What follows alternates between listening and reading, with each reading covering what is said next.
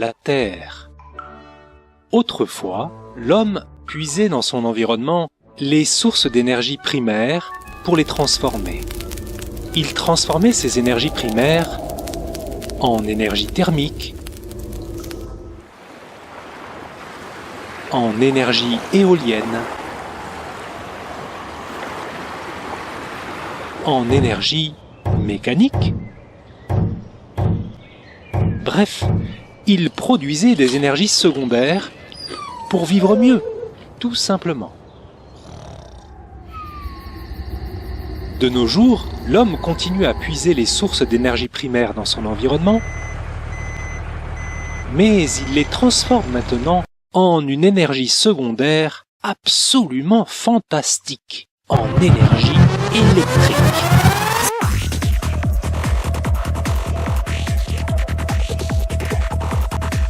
Et l'électricité peut être à son tour convertie en toutes les énergies secondaires qu'on veut. En énergie mécanique, en énergie thermique, en énergie rayonnante.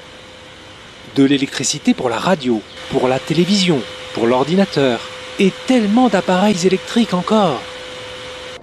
Mais comment l'homme s'y est-il pris pour créer cette énergie secondaire fantastique?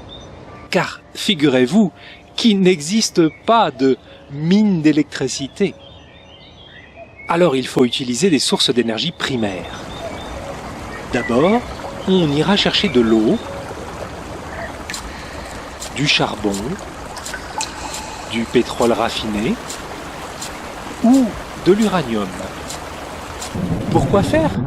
Eh bien, pour ensuite transformer ces sources d'énergie primaire en énergie mécanique en faisant tourner des turbines. Ces turbines peuvent tourner grâce à l'énergie hydraulique d'une chute d'eau ou grâce à l'énergie éolienne du souffle du vent. Mais souvent, ces turbines sont activées par la force de la vapeur. En faisant brûler des sources d'énergie primaire, on fait chauffer de l'eau pour obtenir de la vapeur qui, elle, fera tourner les turbines.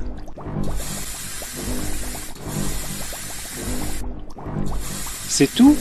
Non, mais attention, c'est un peu compliqué. Donc, les turbines tournent et font tourner un générateur. Ou plutôt, elles font tourner un rotor, c'est-à-dire un aimant. Un rotor qui tourne à l'intérieur d'un stator de cuivre, lui, immobile, pour créer un champ magnétique qui produit un courant électrique.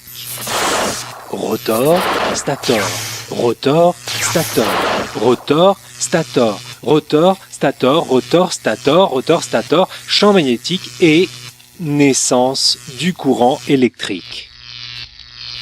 Transporté ensuite par des câbles à haute tension, puis par des petits câbles jusqu'à nos maisons. Mais voilà, l'énergie électrique ne se stocke pas bien. Comme pour une bicyclette, si on arrête de pédaler, le vélo n'avance plus. Si on arrête de faire tourner les turbines d'une centrale électrique, les ampoules ne sont plus alimentées et elles s'éteignent. Il faut donc faire tourner les turbines en permanence pour alimenter tous nos appareils électriques. Rotor, stator, rotor, stator, rotor, stator, rotor, stator, rotor, stator. C'est ainsi que l'homme cherchera encore et toujours des énergies primaires pour alimenter ces turbines.